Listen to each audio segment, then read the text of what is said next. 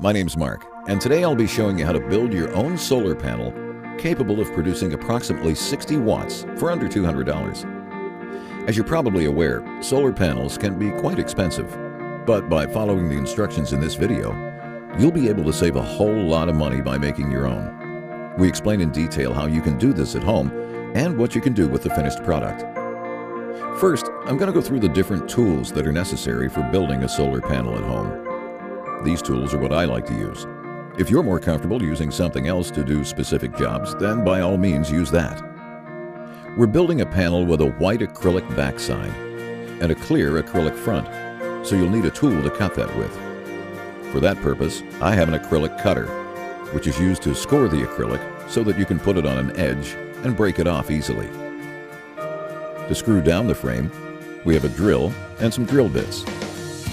You'll need to have drill bits of two sizes, smaller size for the pilot holes, the bigger one for drilling the actual hole, and a unibit for drilling the hole for the chase nipple. We're using liquid silicone caulk throughout the job, so we need a caulk gun and silicone.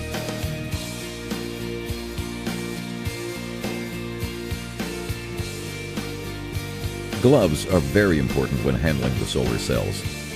Oils from your hands can stain the cells and reduce amp output, so whenever you handle cells, make sure you're wearing gloves. Next, we have the soldering iron, which is used to solder the cells together.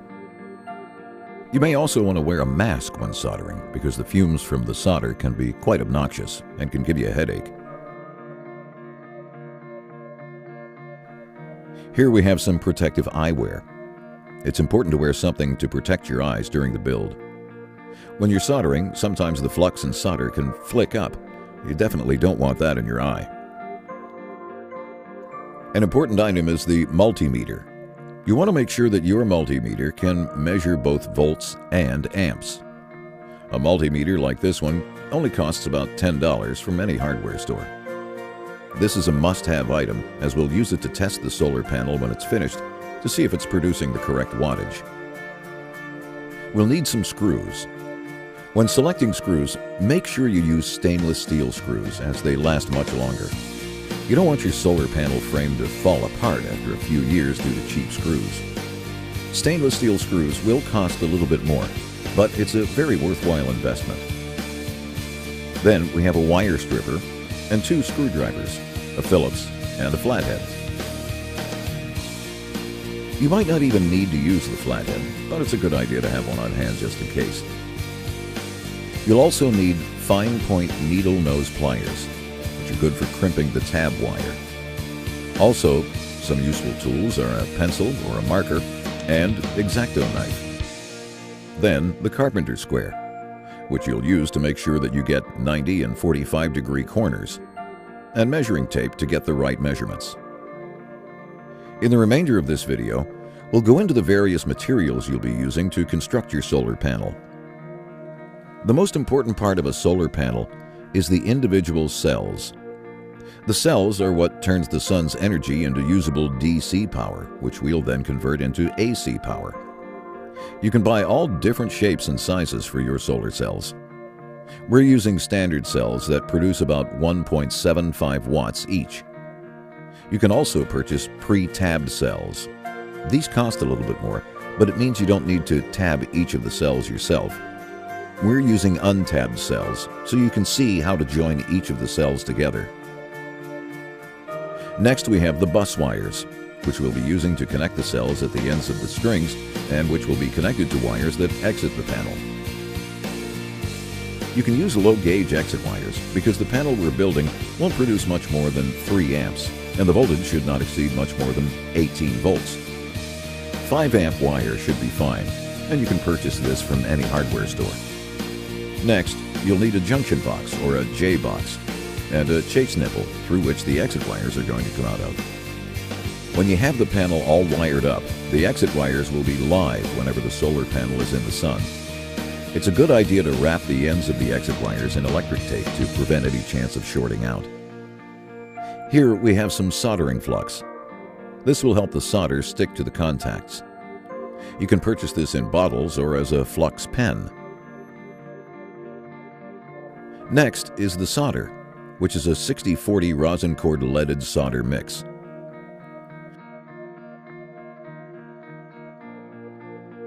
Then we have the silicone caulk, which is going to provide you with the best protection against the elements. The silicone caulk is used to seal up the solar panel to prevent any moisture getting into it, as this would reduce efficiency. Therefore, it's of utmost importance to make sure that the panel is nicely sealed up.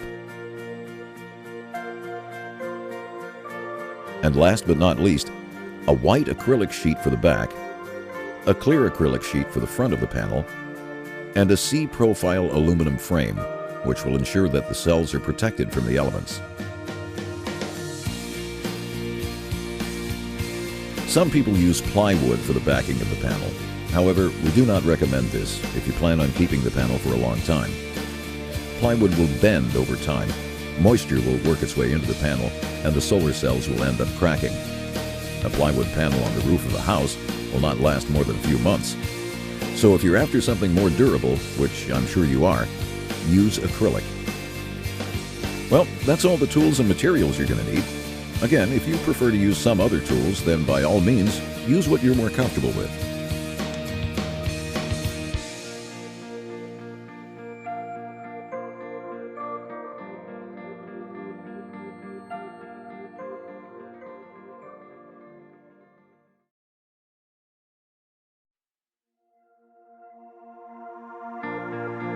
One of the things we're going to do in this video is a brief tutorial on how to use multimeters. Make sure you're using a multimeter because you want to measure the voltage and amperage. By knowing these two values, we can calculate the wattage. Remember, volts times amps equals watts. So to start off, I'm going to show you how to measure voltage. First, make sure that it's in the off position. And then you take the black lead and plug it into the black COM port. Next, you take the red lead and plug it into the port that's marked V for voltage. Now that you have the positive and negative leads connected, turn the dial of the multimeter to volt. By touching the black lead to a negative contact and the red lead to a positive contact, you'll be able to see the volts being produced.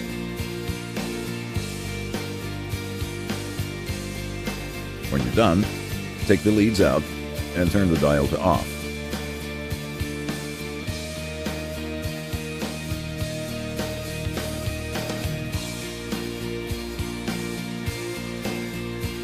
To measure the current, or amps, you do the exact same thing with the black lead. You put it back into the black COM port, but you put the red one into the amp port. Then turn the dial onto the amps, which here are marked by the capital A. Now you do the same thing as before. Connect the black lead to a negative contact and the red lead to a positive contact. The multimeter will then show you the amps or current being produced.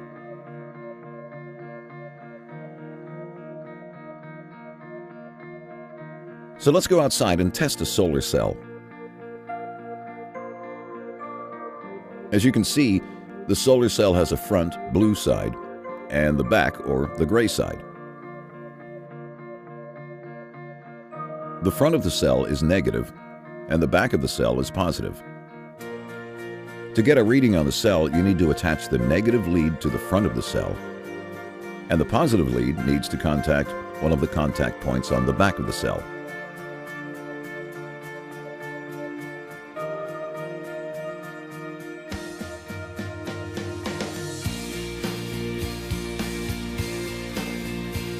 What I have here is a testing block, which is used to help me test the cells. It's simply just a copper plate attached to a piece of wood. When the cell is on the testing block, all I have to do is touch the negative wire to the front of the cell and the positive wire to anywhere on the copper. So now with the wires attached, you can see the cell is producing 0.5 volts. I'll switch the multimeter over to read the amps.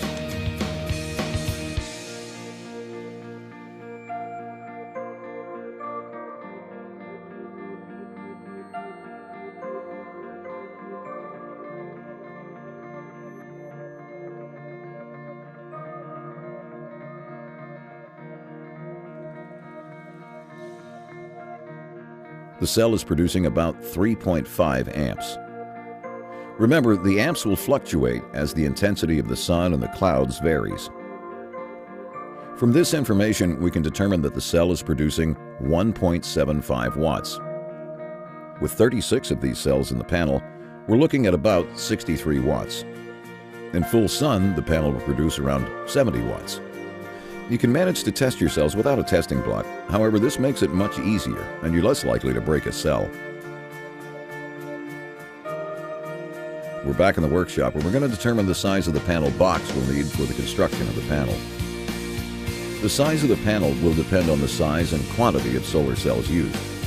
These cells are 0.5 volts each, so this panel will need 36 cells to produce 18 volts. Whatever size cell you get, you have to measure out the length and the width of the cells and then calculate the size of panel you're going to need. Keep in mind that you need to have a bit of space between the rows and the columns of the cells. Also, allow for the width of the C-profile aluminum frame. We want to get our cells up to 18 volts, so we have to put 36 of them in a series. To do this, we're going to join the cells in 4 rows with 9 cells in each row. Another option would be to join the cells in 3 rows with 12 cells per row. Either way will work just fine, so it's up to you what size panel will suit your application best. Here we have a schematic, so you can see how we calculated the size of the panel needed to accommodate the cells. The cells that I'm going to be using are 3¼ by 6 inches. So we have 4 cells in a row, and that equals to 24 inches. However, you want to allow for a little space between them and on both sides, so add 1/4 inch, and depending on the width of your C-profile aluminum frame, add that in as well. So 4 cells times 6 inches is 24, plus 5 times 1/4 inch, plus 2 times the width of the frame, which in our case is 1 inch. Therefore, the width of our white acrylic and clear acrylic sheets needs to be no less than 27¼ inches.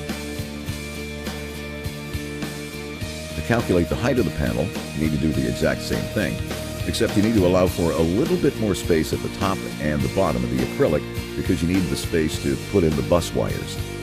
So 3¼ inches times 9, plus 1/4 inch times 8 for in between the cells, plus 1 inch on the bottom, plus 2 inches on the top for the 2 rows of bus wires and a J-box to come in place, plus 2 times 1 inch for the frame. The total or height of our acrylic needs to be no less than 36¼ inches. So the size of our acrylic pieces needs to be no less than 27¼ by 36¼ inches. Later on, I'll show you how to attach the completed stringers onto the acrylic by using the silicone.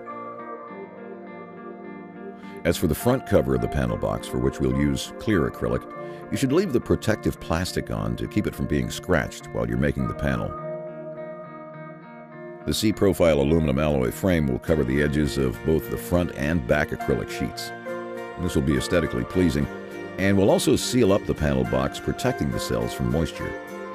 Some people use strips of wood around the panel. I don't recommend this at all, as it will bend.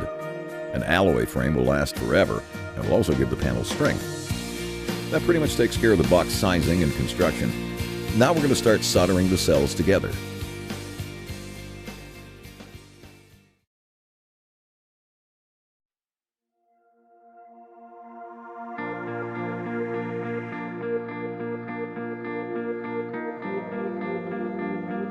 The equipment I have here is a soldering iron, solder, flux, and this little pin to help keep the tabs down as I'm soldering. I'll use the pin to hold down the cells rather than my fingers because the tabbing wire will heat up as I solder. Make sure to wear eye protective goggles and respiratory protection. I'm also going to wear gloves to protect the cells from the oils on my hands. Remember, as you're working with the solar cells, be extremely careful with them because they're paper thin and can easily break. As I said earlier, There are two types of solar cells, tabbed and untabbed. To speed up the process, we've opted to use the tabbed ones. However, in case you choose to use the untabbed ones, we're going to show you how to solder the tab wires to the cells.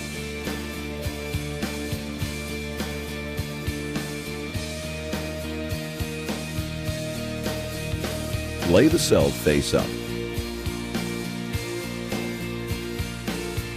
Take the flux pen and apply it to the contacts in order to clean them.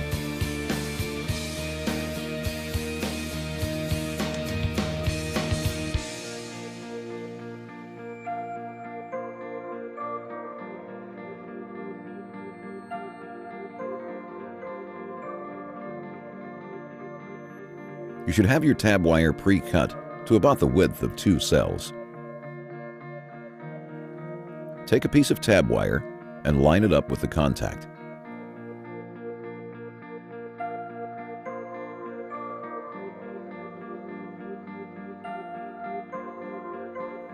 Gently press the solder iron down right the way along the tab wire. Because tabbing wire is pre-coated in solder, it should stick as you press the iron down. If it doesn't seem to stick, you can simply add a bit of solder.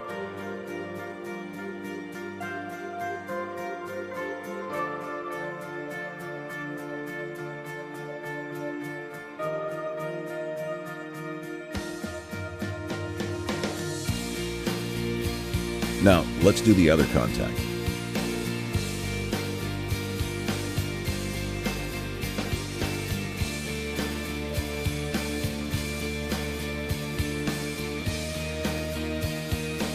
And that's how you need to solder the tab wire to the contacts of the untabbed cells. You'll need to repeat this process until you've tabbed all of your cells before moving on to the next step. However, as I said, we're going to use pre-tabbed cells. So let's actually start soldering the cells together. We're going to start with the first cell and lay the cell face down because we're tying together the positive contacts.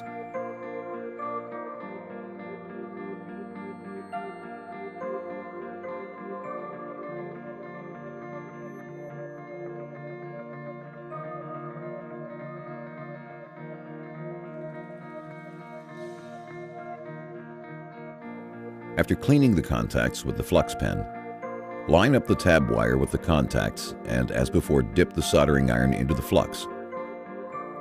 Be careful not to breathe in the smoke that's coming out. Once you put the flux on, take a little bit of solder. Here's a little tip on how to keep your soldering iron lasting longer. After you've finished using it, you should coat the tip with a little bit of solder because that'll keep it from oxidizing. So take the tab wire, gently press it down against the contact strip, and then use the soldering iron to apply the solder. The solder will come off the iron and will go onto the tab, connecting it with the contact. You only need a little bit of solder to hold the tab wire to the contact. If the solder doesn't come off the iron, just put more flux on the iron. Sometimes the flux will discolor the back side, but don't be discouraged, it's not going to show through or affect the performance. Your first few cells might look like a bit of a mess, but don't worry. After a bit of practice, you'll get the hang of it. It's a good idea to use some space cells to practice, as you may end up cracking them. After you've made the first contact, proceed on to the second one and just do the exact same thing as the first time.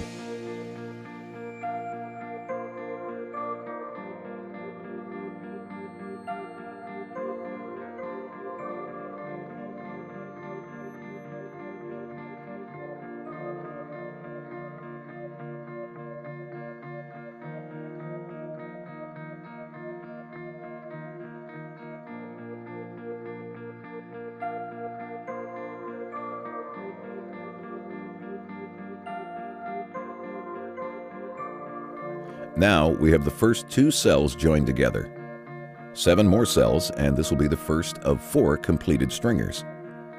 So let's add another cell.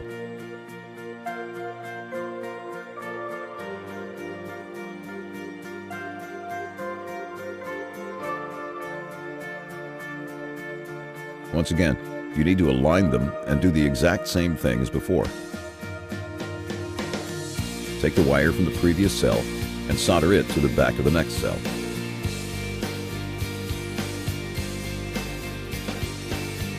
Just use a little bit of solder and the tab wire will stick down. You don't want big clumps of solder on the back of the cells, otherwise they won't lay flat on the backing sheet of the panel.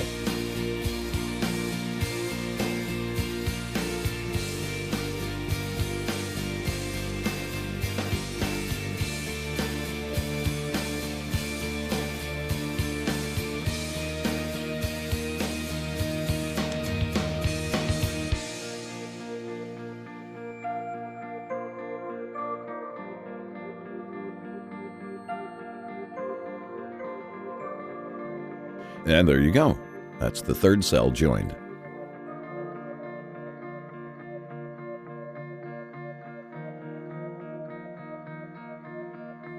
As you can see, before putting it away, I take a little flux and apply some solder so that the iron doesn't oxidize.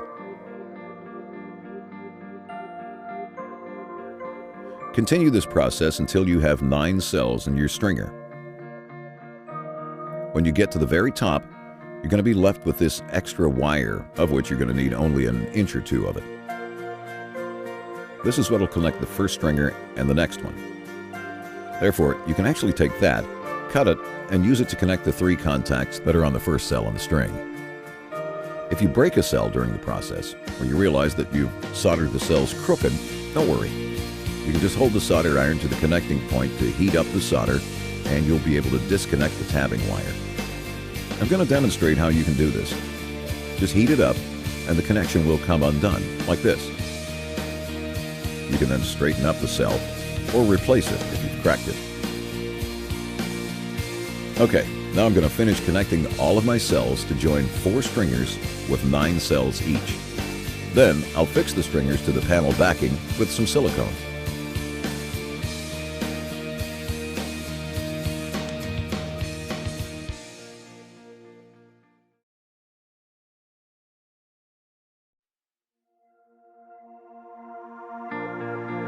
Okay, all of the stringers are now complete, and I can begin the next step. Each string will produce about 4.5 volts at 3.5 amps. That means that each string is producing just under 16 watts each. Now I'm going to check if the stringers are producing the expected power output. If they don't, I'll need to check the cells for cracks and make sure all of the tabbing wire is properly connected. I'll turn my multimeter on to the volt setting. To test the stringer, put the positive connector on the wire coming from the back of the first cell, and put the negative connector on the wire coming from the top of the last cell. As you can see, the voltage output from these 9 cells in series is 15.5 volts. Now I'll test the amps. Change the multimeter over to amps and make the same connections as before. Try not to put any shadows over the cells when testing the amps, as this will affect the results. So we're looking at about 3.2 amps, which is right where it should be.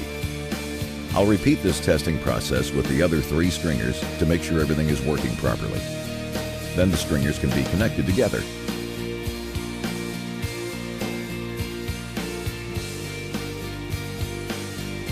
We're back in the workshop with all of our stringers and are now ready to begin gluing them down to the acrylic backing. This silicone I'm using is permanently flexible, which is good because it'll allow a little bit of movement and will stop the cells from cracking. I'm going to start at the top and work my way down. However, before you put the silicone on the cells and lay down the stringers, you might want to make markers or even draw out where the cells are going to be placed, as to make sure that you've lined the stringers up nicely.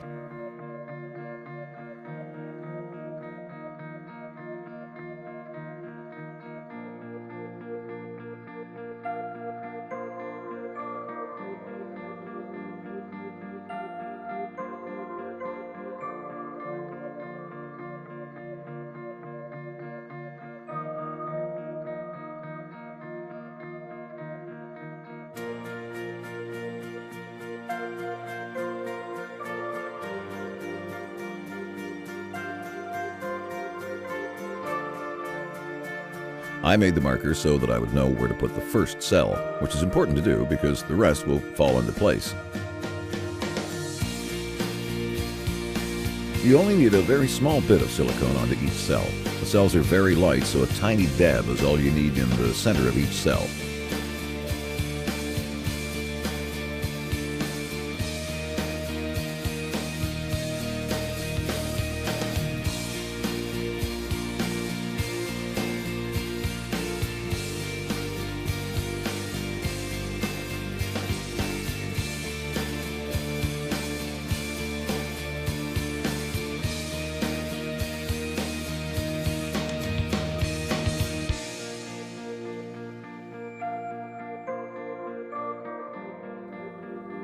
Now I'll grab at the top, pull it up, and flip it over.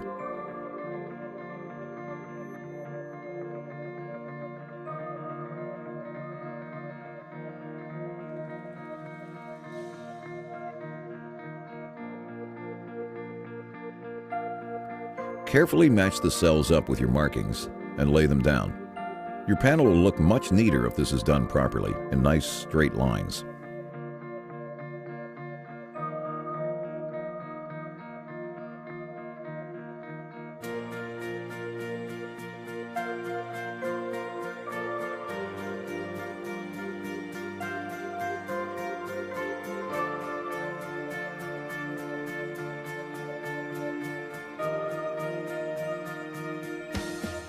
When the stringer is in place, you can gently press down on the middle of the cells to spread out the silicone. Try to get all of the cells as flat as possible with the acrylic, but don't apply too much pressure as the cells may crack.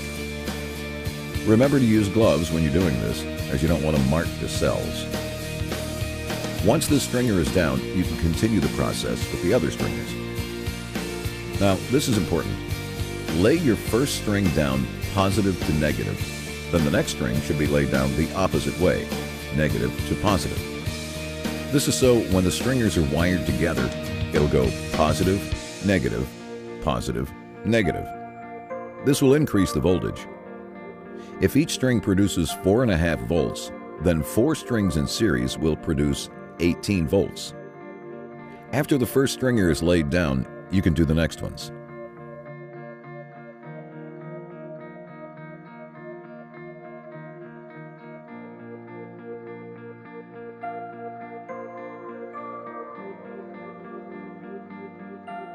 Okay, here we are with all of the cells glued down to the acrylic backing, and it's starting to look like a panel.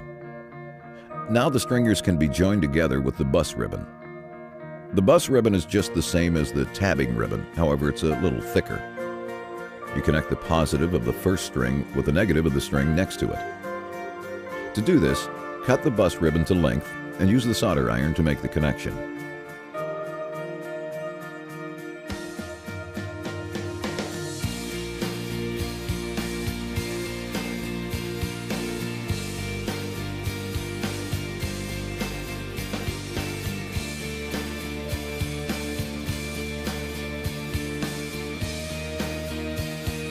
Connect both of the positive wires of this cell to both of the negative wires of this cell.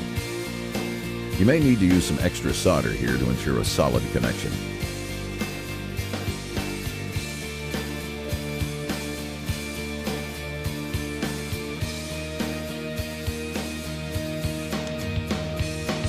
Then go to the other end of this stringer and connect the positive wires of this cell to the negative wires of this cell.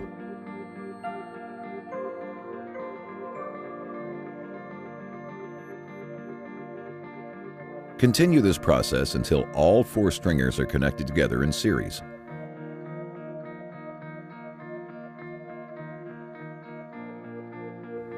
This will leave you with ending positive and negative wires.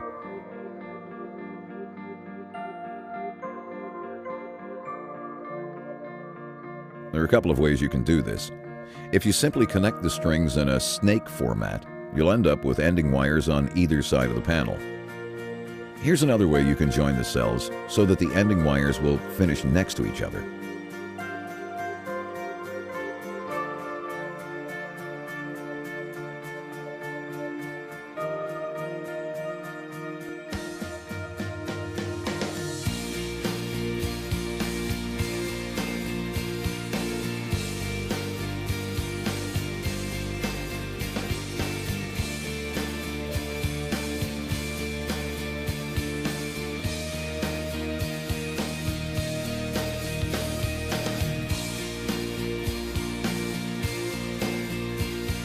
Now we can solder the exit wires to the last cells in the series connection.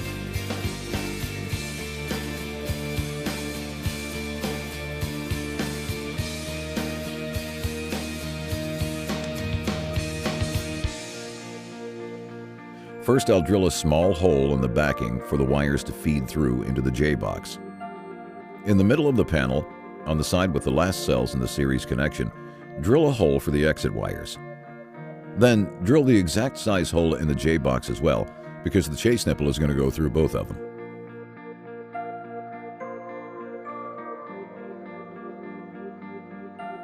Flip the panel over and silicone the J-box in place.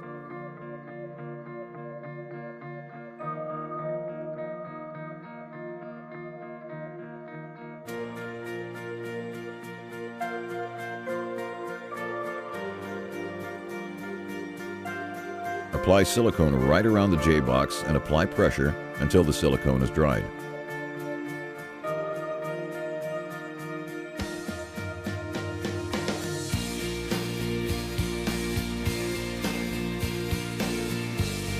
Use some sort of weight to hold it down.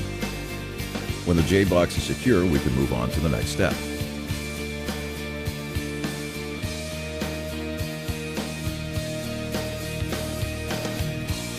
Now that the silicone is settled, and while the panel is in this position, we're going to place a double terminal strip.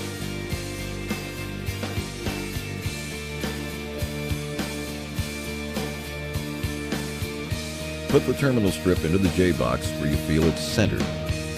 Take out the terminal strip, apply the silicone, and set it down on the silicone again.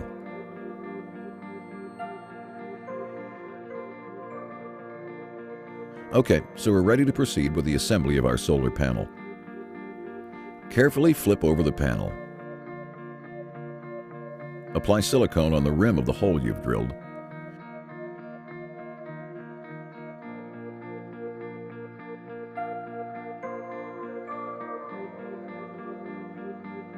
Take the chase nipple and set it into the hole.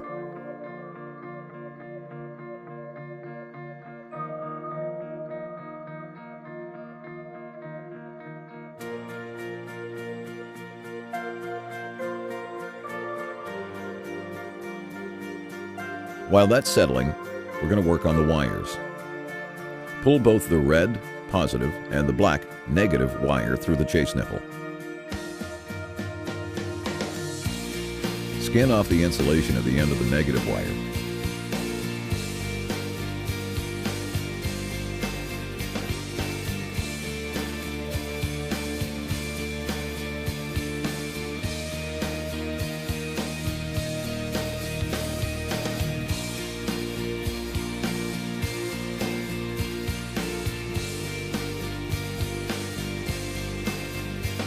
Apply some flux and solder to your soldering iron, and solder the negative exit wire to the negative bus wire.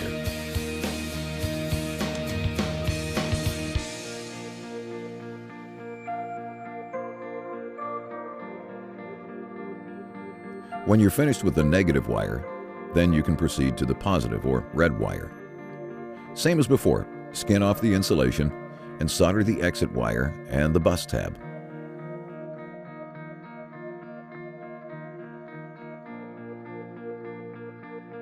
Once you feel confident that you've made a good connection, pull up the soldered wires and apply some silicone beneath them in order to secure them in place.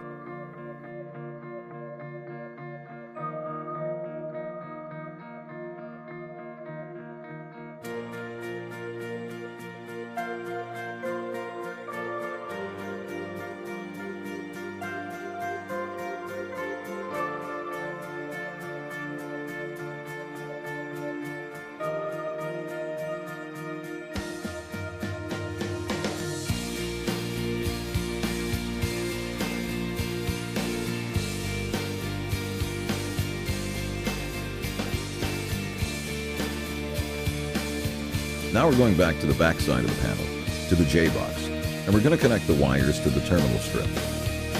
Again, skin some insulation off the end, unfasten the screws a little bit, and push the wire into the holes underneath the screws.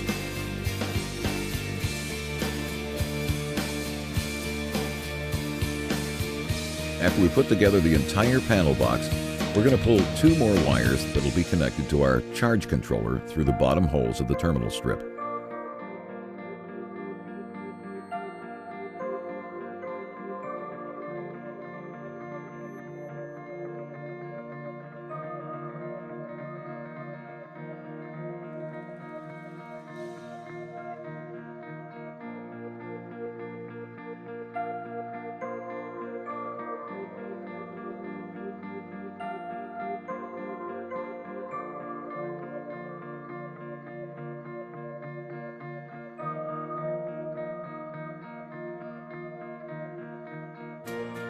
So let's take out the clear acrylic and put it over the panel.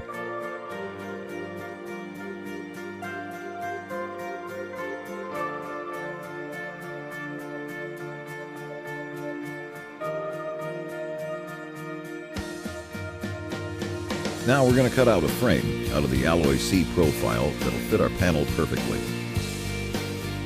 Slide the frame onto the panel, and by using your carpenter square, mark a 45-degree angle on one side of the frame.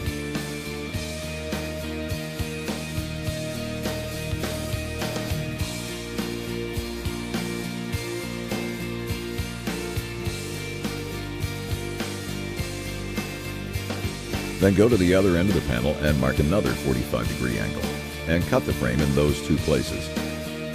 Repeat the process for all four sides. To speed up the process, I've already cut out the frame that I'll need. You can cut the alloy frame with a hacksaw, an angle grinder, or drop saw. Just make sure you're using the correct blade or disc on whatever you decide to use. Now that we have the frame in place, we're going to drill holes, 3 on each side, into it so that we can put screws, which will secure it into place. Measure out and mark off where your screws are coming into place, and keep in mind that they should be spread out evenly along the frame.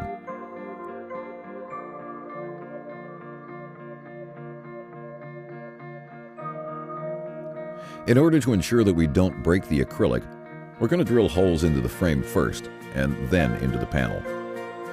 So slide out the frame. Take the smaller drill bit for the pilot holes, as to ensure that the drill stays in place for when we actually drill the holes.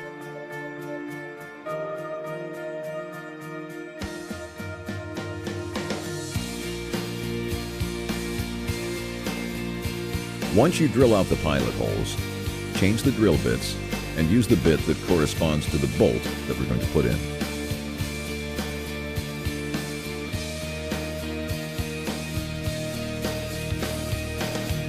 To speed up the process, I've drilled out all the rest of the holes while I was off camera. So now I'm going to drill the holes into the panel itself. As before, when you were measuring out the angles and the length of the frame, slide the aluminum C profile onto the panel that, at this point, consists of the acrylic sheet to which the cells are attached and a clear acrylic front cover.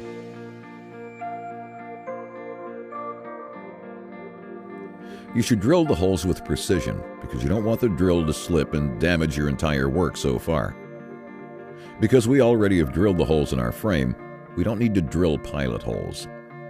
You just want to make sure that you're drilling at the right angle so that the hole in the acrylic will align with the bottom hole in the frame.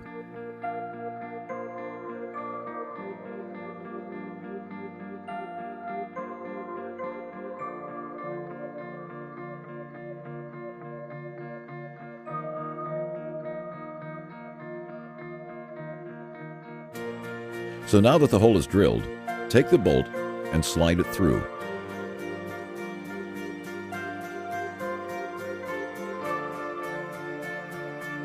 Put the washer and nut and make sure that it's screwed on tight enough. So just complete the process for all the holes all around the panel, and then we can go to the next step, which is testing our solar panel.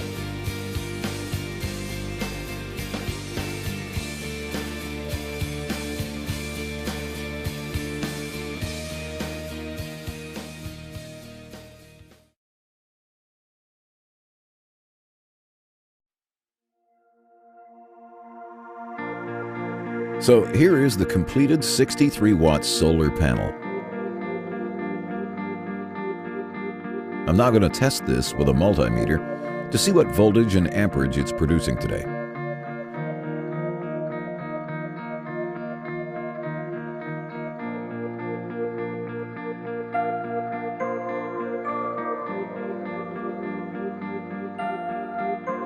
I'll switch the multimeter onto the voltage setting and connect the wires to the connection points in the junction box. As you can see here, the solar panel is producing 17.6 volts, which is just what we were after. Now, I'll test the amperage. Each cell produces a max of just over 3 amps, so this is what the panel should produce. Remember, when the cells are connected in series, the amperage will stay the same. So as you can see, the solar panel is producing 3.32 amps. Perfect. So multiply 17.6 volts by 3.32 amps, and our solar panel is producing 58.43 watts right now. This solar panel can now feed this energy into a deep cycle battery for storage, and this energy can be used later on. Now, if you want to run AC appliances, all you need is to connect an inverter to the battery, which will turn the DC power into AC power, which can be used by TVs, radios, laptops, etc. If you want to charge batteries faster, you can make another of these panels and join them together in parallel. This will increase the total amperage output from 3.5 amps to about 7 amps. You'll still have 18 volts, so it'll be okay to charge 12-volt batteries. If you want to charge a 24-volt battery bank, you'll need 2 of these panels connected in series. This will raise the voltage output to 36 volts. So there you have it. That's how you can build a professional solar panel from your home. I hope you've enjoyed this build and this video. Thanks for watching.